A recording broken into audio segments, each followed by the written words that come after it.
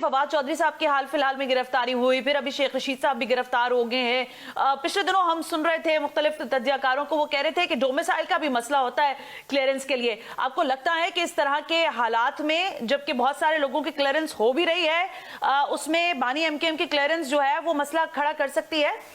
देखिए, मैं इस मामले के अंदर अगर कोई बात कहूंगा तो उसको फिर वही अज़बियत की निगाह से देखा जाएगा। लेकिन जो कुछ अब हो रहा है, मेरा ख्याल ये है कि आवाम की आंखें खोलने के लिए काफ़ी है कि पंजाब में जिस तरह गिरफ्तारियां हुई हैं और जिस तरह टांग पे टांग धर के शेख रशीद साहब वहाँ सिगार पी रहे हैं हिरासत में, तो जो रवैया हमारे साथ इख्तियार किया गया वो वहाँ नहीं है।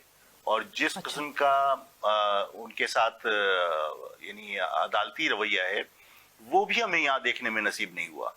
कि यानी मेरे तो मुकदमा चलाते वक्त जो है वो जजेस नॉट बिफोर मी लिखे चले जाते। मेरी उनकी कोई रिश्तेदारी नहीं थी, मेरा कोई उनसे ताल्लुक नहीं था, उसके बावजूद वो मेरा केस आते के साथ ही नॉट बिफोर मी लिखे चले जाते थे। उसूलन तो होता यह है कि नॉट बिफोर मी उसके लिए लिखा जाता है कि जहाँ कोई आपके कोई ताल्लुकात हैं तो आप कहीं पार्शल हो सकते हैं या कोई आप पर उंगली उठा सकता है। तो मेरा तो किसी जज से कोई ताल्लुक नहीं था, लेकिन बाकायदा हिदायत थी, मेरा केस आता था और उसके बाद जो है वो जज बगैर सुनवाई के चले जाया करते थे।